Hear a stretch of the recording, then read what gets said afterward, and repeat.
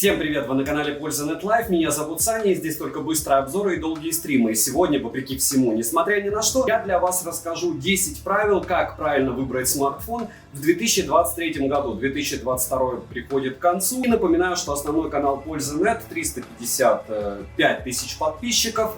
В описании будет ссылка на 10 моих стримов, посвященных тому, как выбрать правильно смартфон. Я там отвечал на вопросы. И еще много различных топов. Перейдем же все-таки к основному. Напоминаю, что подпишитесь на основной канал, подпишитесь на лайв-канал.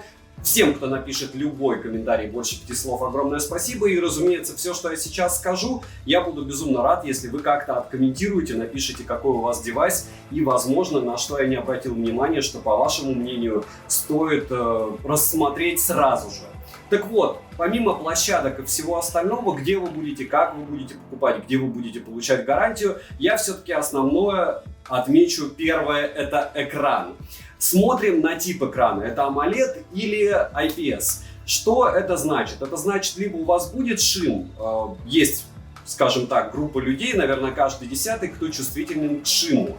Это мерцание экрана. Так вот, у AMOLED есть один огромный плюс. Они максимально яркие. И огромный минус, помимо того, что они максимально яркие, у них, к сожалению, шим. То есть нагрузка на зрение гигей. Плюс они быстрее выгорают. То есть, проще говоря, если вы выбираете себе смартфон, самое важное, вы смотрите на тип экрана. Большинство сейчас смартфонов идут на AMOLED. IPS-экран найти тяжело, то есть вот этот каждый 10-й человек, к сожалению, будет иметь не такой большой выбор, но в то же время IPS-ные смартфоны существуют, они стоят очень-очень, по мне, дешево, учитывая, какая у них начинка, и их экраны отличаются определенными характеристиками, иногда даже в лучшую сторону, за меньшие деньги.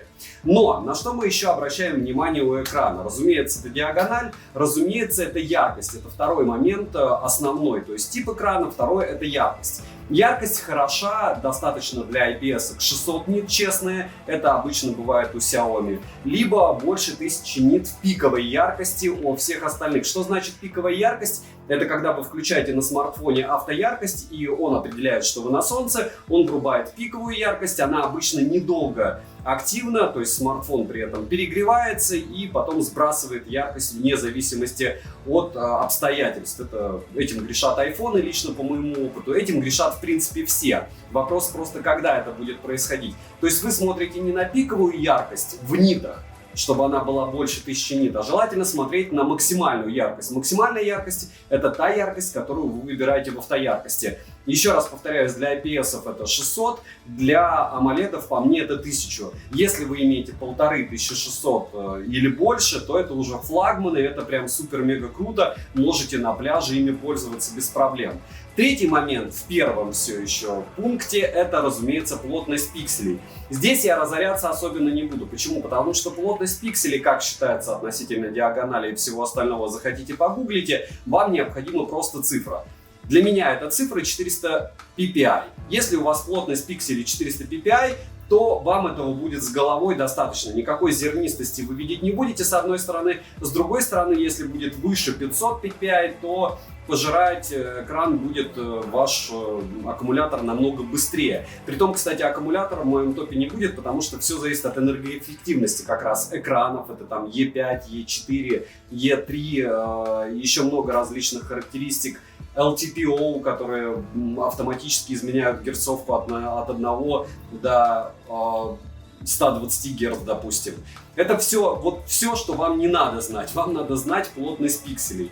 Следующее — это частота обновления экрана. Опять же, мы помним, что основное — это потребление контента, там 60 Гц за глаза и за уши. Но чтобы было все плавненько и красиво, разумеется, желательно 120 Гц. Хотя, по большому счету, честные 90 Гц, все еще зависит от оболочки, будет вам тоже достаточно. То есть смотрите на экран, 400 ppi, допустим, 120 Гц. И яркость 1000 нит, плюс тип экрана желательно, наверное, все-таки, чтобы было ярко, красиво и сочно, это AMOLED.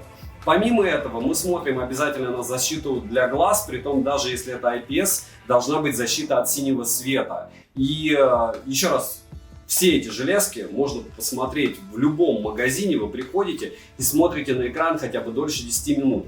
смотрите, каким образом работает оболочка, достаточно ли все плавно, достаточно ли быстро, по вашему мнению, включается камера, потому что с экраном, почему это первый пункт, вы будете взаимодействовать всегда.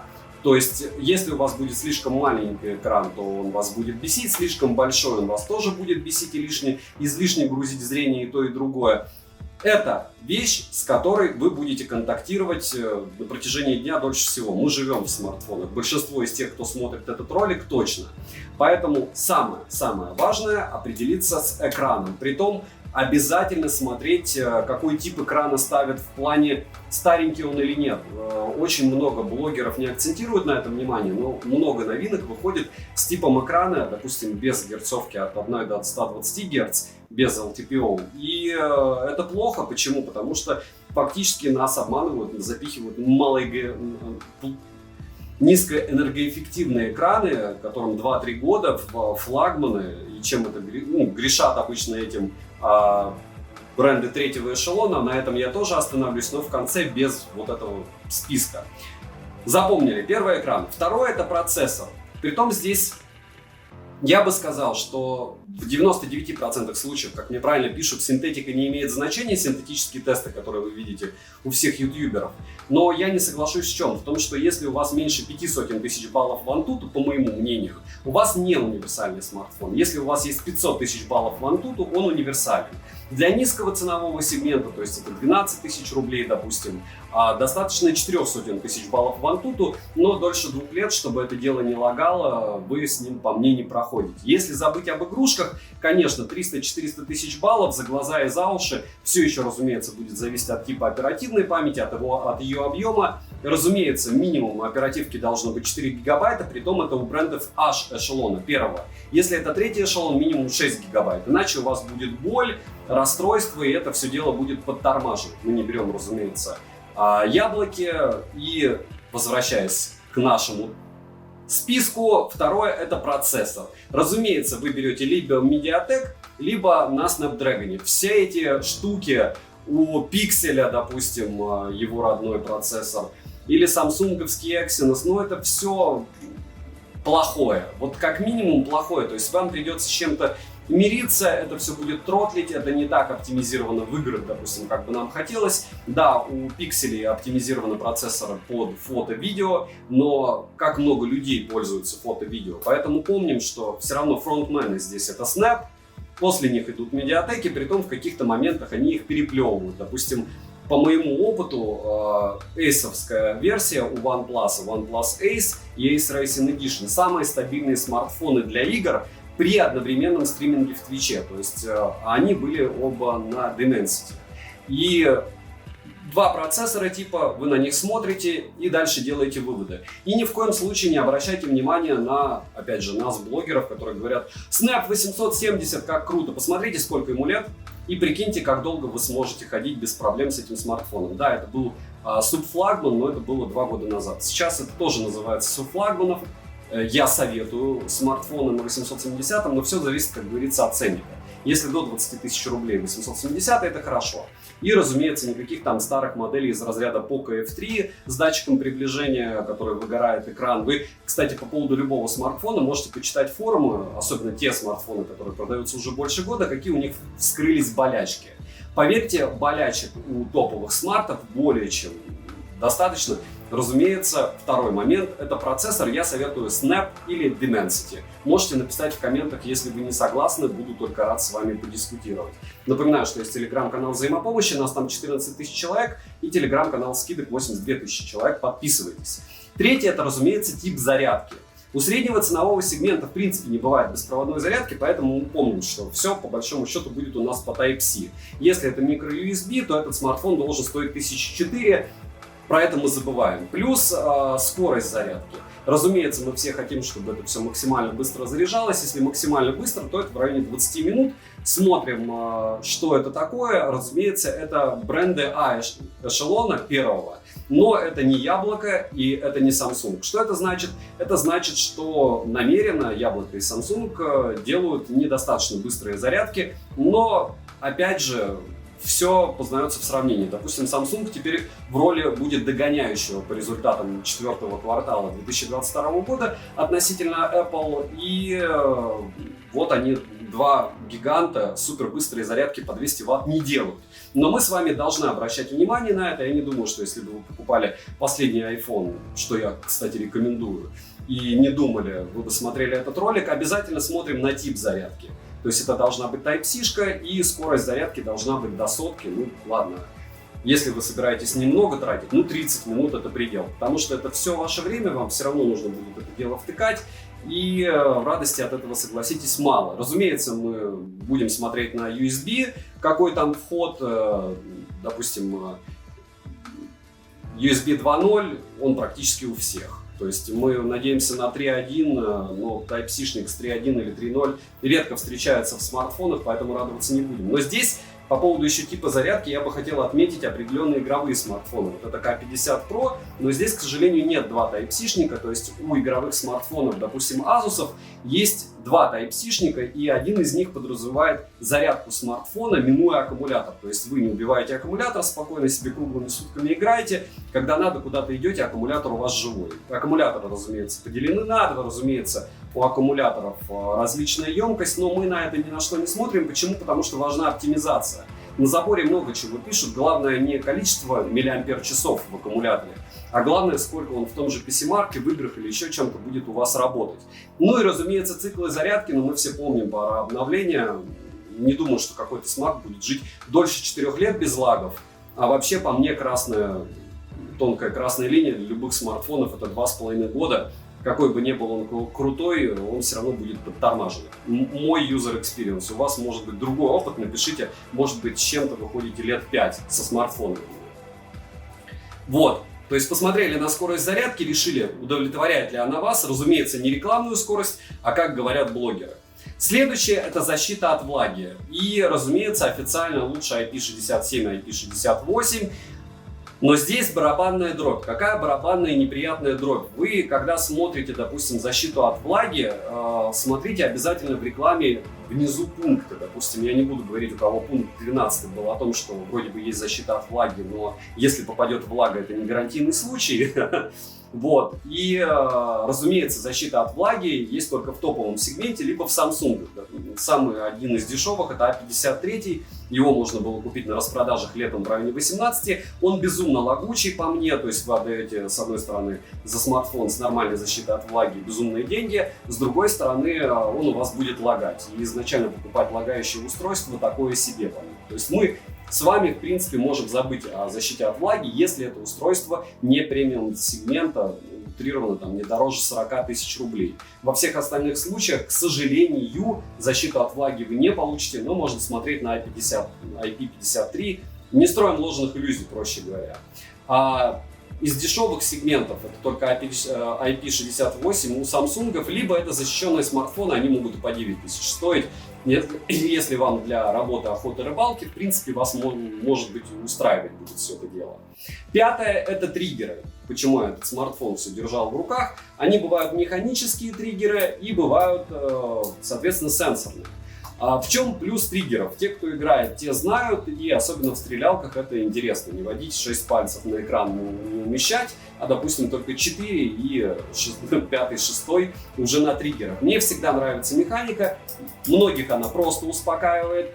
Помимо того, что она может вас просто успокаивать, механика это классно выглядит, у вас всегда будут спрашивать, что это такое. А сенсоры, у них есть тоже свои плюсы. Допустим, у Realme GT Master Explorer Edition 2 сенсорные триггеры, которые никак вообще не запечатлены в их рекламе, работают даже через чехол. То есть, если вам нужны игры, я советую искать смартфон по принципу с триггерами. Это значит, что он максимально оптимизирован под игровой процесс, это значит, что производитель максимально интегрировал какие-то программы, оптимизацию процессора, стабильность, оптимизацию поддержки сетей, переключения, допустим, одновременно поддержка 2 симок, поддержка симок Wi-Fi. В общем, проще говоря, ищем триггеры, и фактически вы попадете на любой игровой смартфон. Напоминаю по поводу игровых смартфонов. В моей голове относительно того, что я тестировал, наверное, больше сотни смартфонов за 2022 год. Это идут Asus, после Asus идут Black Shark от Xiaomi, и дальше идет Lenovo. Вот ниже все остальное. Разумеется, между ними где-то затесалась полка, которая по большому счету является клоном вот этих К50. И идеальный, конечно, вариант, если вы готовы уходить с китайским смартфоном, это покупать К50 за 20 тысяч рублей вот с такими механическими триггерами, радоваться жизни и понимать, что все у вас будет хорошо. Потому что в играх это дело максимально оптимизировано. Да, у вас, чтобы появился русский язык, нужно будет перепрошивать, либо устанавливать программы, но это лирика. Не лирика, хотите игровой смарт, смотрим на триггеры. Пятый пункт мы с вами уже обсудили. Шестой — это версия Bluetooth. Минимум это должен быть Bluetooth версии 5.1, лучше 5.3. И сразу смотрим, какая поддержка кодеков идет. Это зависит от процессора чаще всего, но чтобы не играться потом с танцем с бубном, смотрим, если у вас, допустим, есть Bluetooth наушники с кодеком HDC либо кодеком LDAC, разумеется, вам желательно найти смартфон уже под них, потому что сами по себе эти уши не дешевые, а, как я понимаю, к премиальному звуку вы привыкли. И посмотрели на Bluetooth, решили, подходит он вам или нет, посмотрели на поддерживаемые кодеки, летим дальше. Смотрим здесь уже на наличие мини-джека и К-порта и возможности расширить память картой памяти. Вот смотрите, насчет наличия мини-джека. Очень многие пишут, что друг, но ЦАП уже практически в смартфонах не ставится. И фантастический звук от того, что вот здесь, допустим, в Narza торчит возможность подключить мини-джек, нету. Это с одной стороны. С другой стороны, я-то говорю про мини-джек с точки зрения того, что раз вам не нужно подзаряжать эти наушники, два, они будут обеспечивать минимальную задержку в играх, то есть при любом раскладе лучше провода может быть только провод. И три, вам в принципе не стоит заморачиваться, потратить там 500 рублей, у вас уже уши на руках, потому что любые наушники даже за 500 рублей будут лучше любых встроенных колонок в смартфонах, что бы вам не рассказывали. Ну да, они компании не раскачают, там в комнате не будут звучать. Но вот по моему опыту лучше уже в наушниках либо беспроводная колонка, чем любые колонки в смартах. Здесь размер, к сожалению, имеет значение. Если в наушниках самих диафрагма может быть разной, допустим, те же Sony не вставляют какие-то там 14 миллиметров, а звук вау, то с другой стороны в смартфонах это как в колонке. Размер имеет значение. Так вот, вы посмотрели насчет ИК-порта, ВК-порты, допустим, у Realme вообще не вставляются, у Xiaomi они практически везде. Что они дают? То есть у вас есть ИК-порт, вы можете использовать его как пульт, допустим, для телевизора, либо кондиционера, либо холодильника, вдруг он у вас умный. И к чему это? К тому, что на это тоже нужно обращать внимание. Насчет карт памяти, в среднем ценовом сегменте как раз он часто встречается, если вам необходимо с собой таскать флешки, либо какие-то глобальные файлы закачивать на телефон для того, чтобы использовать его как носитель. Разумеется, хорошо, если он имеет возможность поддержки SD-карт. Вы запихали туда, через USB-шник, допустим, скинули и все. И у вас флешка плюс телефон одновременно на руках. Очень часто в супер дешевых смартфонах есть данная функция. В среднем ценовом тоже встречается, но нужно обязательно искать. Так, чтобы все было сразу, это прям очень большая редкость. У Xiaomi так бывает, повторяюсь, что у BBK, допустим, нет поддержки ИК-портов и все. А по поводу ЦАПов и всего остального, для того, чтобы у вас был топовый звук из, опять же, мини-джека по проводным наушникам, нужен ЦАП. Но не обязательно. С другой стороны, у Vivo есть встроенные ЦАПы, очень хорошие у флагманов, и они выдают звук через Type-C-шник. С третьей стороны, где вы найдете супер-мега наушники на Type-C-шном входе проводные. Ну, найдете, но в целом вот это все странные решения лично по мне. То есть аудиофилы смотрим на ЦАП, остальные смертные смотрим на вот эти три вещи, которые я перечислил по железу. Следующее — это 8. Цвет, материалы и все остальное, даже тип экрана. Помните, когда Pixel 6.6 Pro тестировал, у меня были обзоры на канале, получается, в прошлом году или в этом, в начале этого года, по-моему. 7 Pro этим, кстати, не отличался. У 6.6 Pro были желейные экраны, они максимально царапались сразу. Я ругался, я максимально их испортил и потерял очень много на перепродаже. Но магия не в этом. Магия в том, что если бы у меня был мозг, то я бы просто купил чехол, защитную пленку или стекло, и не было бы у меня этих проблем. Вот будьте умнее, чем я, сразу с смартфоном закупаетесь чехлами и стеклами, и все. Потому что 99% людей, которые я вижу на улице, используют смарты с чехлами и стеклами. Я, конечно, ратую за то, что если вы покупаете флагман, вот, допустим, iPhone, я ношу без защитного стекла и без пленки. Единственное, у меня он в Under Armour в очень хорошем защитном чехле, и если бы не он, я бы его уже 300 тысяч раз разбил. Поэтому я благодарен все-таки производителям чехлов. И по мне, какие материалы, из чего там у него рамы и все остальное, ну, не имеет никакого значения, когда вы будете все это дело носить без чехла, имеет значение. Но это обычно супербюджетные смартфоны, и там тоже не важно из чего, но всегда из пластика и будет, и все.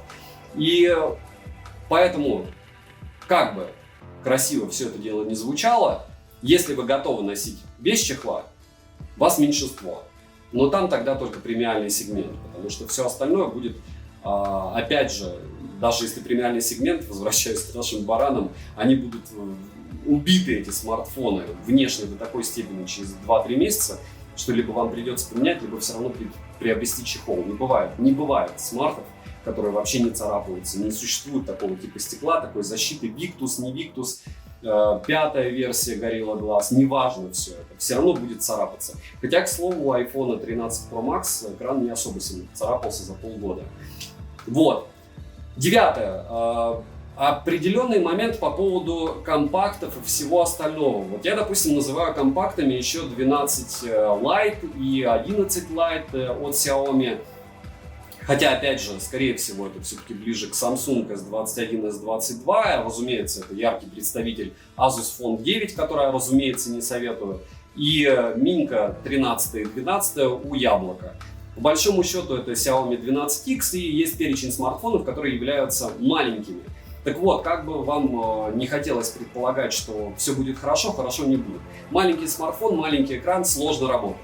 То есть как звонилка, а почему не кнопочный тогда? Если не как звонилка, а для камеры, ну это только Яблоко по мне, либо Samsung. Если брать, опять же, тот же Asus, там такая лагучая оболочка и столько минусов, что я даже говорить не хочу. Все-таки это не бренд первого эшелона во флагманах, мое мнение. У вас может быть другое. Но я не про это, не про то, какие бренды хуже или лучше. Я про то, что все эти раскладные смартфоны, которые имеют гибкий экран, сходите в магазин, я уже целый год хожу и пытаюсь себя уговорить купить либо Huawei-овский, либо, опять же, Xiaomi-шный, либо, на худой конец, Samsung-овский раскладной телефон. Но это убожество. То есть тот, кто считает вот это вот, то, что грани видна, с перегибом не убожество, ну, убейте меня нежно. Ну, вы покупаете, окей, мини-планшет, iPad mini, но в то же время вы теряете, в принципе, человеческий вид смартфона. Хотите смартфон с большим экраном? Окей, покупайте, не знаю, ультра у Samsung, iPhone 13 Pro Max, 14 Pro Max, вариантов море. Но вот это вот жалкое подобие левой руки, серьезно, но оно выглядит, вы снимать можете красиво, то есть я могу это снять, как будто да, беги, покупай. С них просто космическая маржа, потому что эти смартфоны мало кому нужны, у них низкая себестоимость при продаже, вот эти вот гибкие смарты. Посмотрите, в какой ценник сейчас продают последние Samsung. Я хотел купить за 76, за 76. Я не скидывал эту ссылку. Я просто начал покупать, купил, а потом отказался. И это прям в ритейле. И знаете почему? Да не нужны они никому, потому что ты ходишь а-ля с последними технологиями, но не недоработанные. И по моему мнению, вот такие вот средненькие смарты, 6, 6,5, да, для кого-то лопаты. Но нижняя грань, это вот Samsung S22 можете прийти и какие-нибудь там Xiaomi 12X. Всякие Zenfone 9, iPhone 13 mini как второй телефон нормально. Замена планшета раскладух, ну, вы кого-то очень сильно обогатите. Серые магазины, сами бренды, очень хорошая идея, космические деньги они за это просят. Кричат, что там лучшая камера, а что здесь в супертоповых флагманах плохие камеры? Нет. То есть они ничего такого не предполагают и не предлагают, чтобы не говорило вам, что друг, ты будешь носить это в сумочке 100%, этот огромный смартфон, друг, ты будешь постоянно видеть, что вот эта вот штука согнута у тебя, вот грань будет бесячая. И кто бы что ни говорил, сходите в магазин Everybody Lies, никому не верьте. Вот эти два типа смартфонов, они очень-очень под тоненький срез покупателей. Покупателей, которые в руках это не держали. Но, повторяюсь, маленькие смартфоны тоже очень тяжело, потому что это неудобно для работы точно. Позвонить, да, потребления контента нет, поэтому для чего? Играть тоже не особо удобно. Свое мнение я вам сказал, вы свое можете сформировать, разумеется. Следующее, это самое главное, 10-й. На что нужно обратить внимание, это где конкретно продаются данные смарты, то есть это площадки. Если вы можете приобрести этот смартфон, допустим, яркий пример, Realme GT Master Explorer Edition 2, GT2 Pro, он продавался 70-80 в начале в ритейле в России, в то время как он в Китае торговался за 50, там, по-моему, 46 я покупал. Сейчас сколько в ритейле я не знаю, но точно не за 26, 27, 28 тысяч, как он продавался на Али. 28 600, по-моему, была последняя цена, когда я его постил и людям его посылали. Да, допустим, Realme GT 3T это уже не флагман. Его мало где можно встретить, на Али он до 20. В общем, все было практически среднеценовое, на Алиэкспрессе дешевле. С другой стороны, сейчас есть очень много вариантов, которых можно приобрести на Яме, либо у перекупов на Авито, либо у серовозов какие-то модели дешевле. Почему? Потому что Али завязана от курса доллара, курс доллара сейчас растет, не все продавцы успевают за этим курсом доллара или кто-то скидывает просто старые запасы. К чему это все? Если вы хотите легких решений, вы в первую очередь должны определиться с тем смартфоном, который у вас должен быть, со сроками, если вы готовы ждать месяц, и с, опять же, гарантией и возможностью попасть прямым текстом. То есть я купил Xiaomi 12T Pro у очень большого магазина, 2 раза. Один раз за 38 тысяч, второй раз за 30 800 рублей. Когда за 38 он мне пришел, я сделал на него обзор, а когда я купил за 30 800, он мне не пришел, мне пришла кукла. Притом распаковка у меня была довольно убого снята, я был уверен, что мне Али не вернет, но ввиду того, что я довольно редко открываю в принципе споры, удивительно, они мне вернули средства. Притом даже не ждали неделю, а прошло всего 2 дня. Мне предлагали на них как блогеру выйти напрямую, я сказал, у меня на это нет времени. Плюс в карму за то, что они реально оценили мои объемы, что у меня нет необходимости их обманывать. И опять же, я напоминаю, что не только продавец страхует свой товар, но и Алиэкспресс при пересылке. Если они каким-то образом по внутренним каналам могут доказать, что к вам пришла кукла по весу хотя бы там 2-3 грамма, то они этим делом воспользуются. И вот, и опять же, мой опыт, мне средства вернули. И если вы не будете разбираться в площадках, грош цена этому ролику. Почему? Потому что вы всегда должны понимать, сколько средств вы готовы потратить. Это все не обязательно. Это не еда, это не теплые вещи в, не знаю, Иркутске где-нибудь. Это то, без чего можно жить. Это примерно то же самое, как мне 39 лет, я живу без машины. У меня прав нет, у меня всю жизнь спрашивают, как у тебя там дети, жена, у тебя там суета, ты там бегаешь, получаешь какие-то посылки, еще куда-то летаешь. Мне не нужна машина. То есть для меня это дорого. Вот то же самое для вас может быть дорого, это какой-то дорогой смартфон, либо среднеценовой, если не дорого. По моему мнению, больше 20 тысяч рублей тратить не стоит. И с другой стороны, все маркетинговые исследования говорят, что в России растет сегмент смартфонов дороже 40 тысяч рублей. Но я так понимаю, что это в современном ритейле, и это как раз эти наши любимые Poco F4 GT, это наши любимые, допустим, Realme GT Neo 3, Realme GT Neo 3T. Но я вас расстрою, в нашем российском ритейле они по 40, а на Али они по 19, 18, 20. И не только во время распродаж. Поэтому стоит ли ждать с каких-то площадок рисковать? Я считаю, что стоит. Если вы взрослый человек, у вас не горит. Если это будет опыт, он будет негативный, но это будет ваш опыт. Я не ратую сейчас за какие-то площадки, я ратую за то, чтобы у вас работал мозг, и даже в покупках он может работать. Надеюсь, что подобный ролик был вам полезен. Я могу сделать то же самое по часам. У меня были стримы. Примерно так же рассказывал, но единственное отвечал параллельно на вопросы. Возможно, стримы еще будут. Это вам для лайв-канала. В принципе, я, наверное, одним кадром все это дело и оставлю. Надеюсь, что я кому-то помог. Напоминаю, что в описании к ролику будет перечень моих топов последних смартфонов, умных часов, браслетов.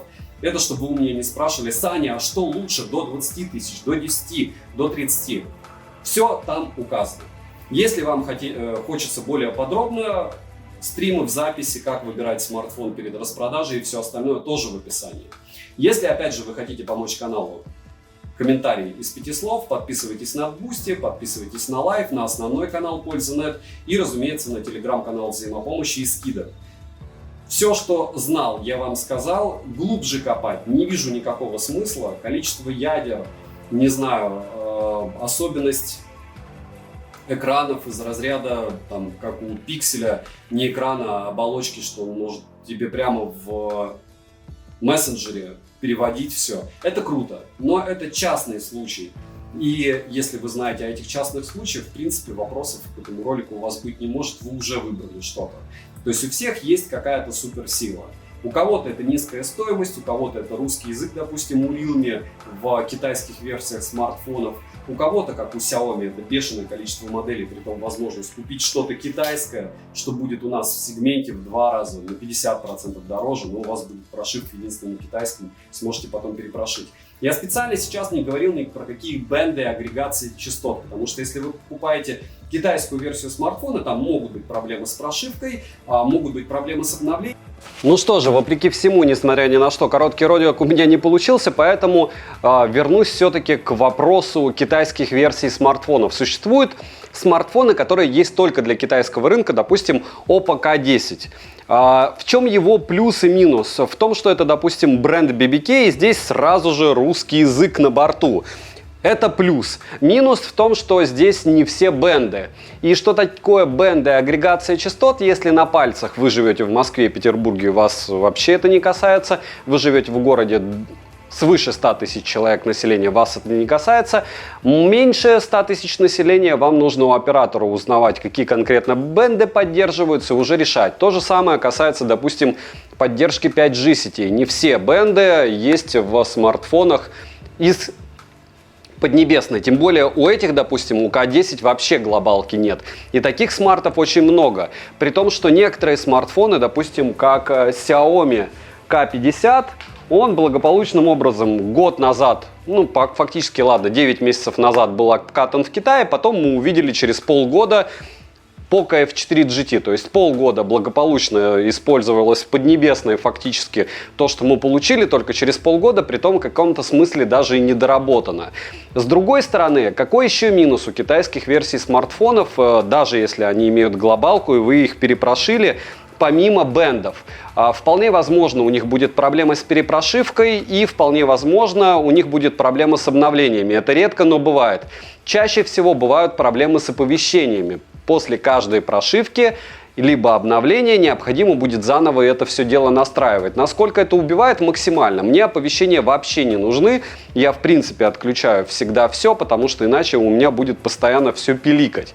Но большинство людей, которые используют данные гаджеты, они либо разбираются в китайских версиях смартфонов, если им нужны оповещения постоянно, либо подключают часы. Лайфхаков море, но проще говоря, если вы покупаете для того, чтобы пользоваться, и вам звонят, приходят смски, проблем не будет. Если вы покупаете, чтобы пользоваться в глуши какими-то суперсмартфонами и хотите сэкономить на бендах, необходимо включать голову. При том, что никто не дает гарантии, что ту информацию, которую вы узнаете в интернете, она будет соответствовать действительности. То есть, допустим, где-то вы прочитали, что бенд 7.20 есть для 4G, а оказалось его нет.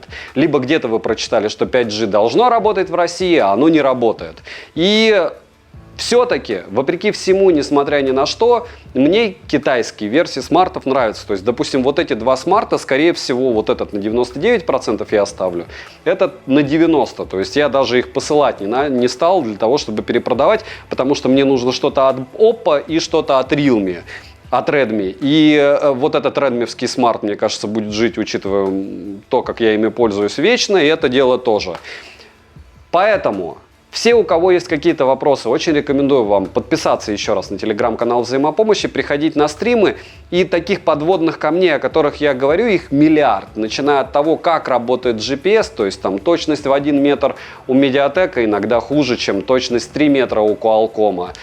Все зависит от процессора. Такие моменты, как ужасный процессор в пикселе, допустим, при оптимизации выдает великолепные фотографии.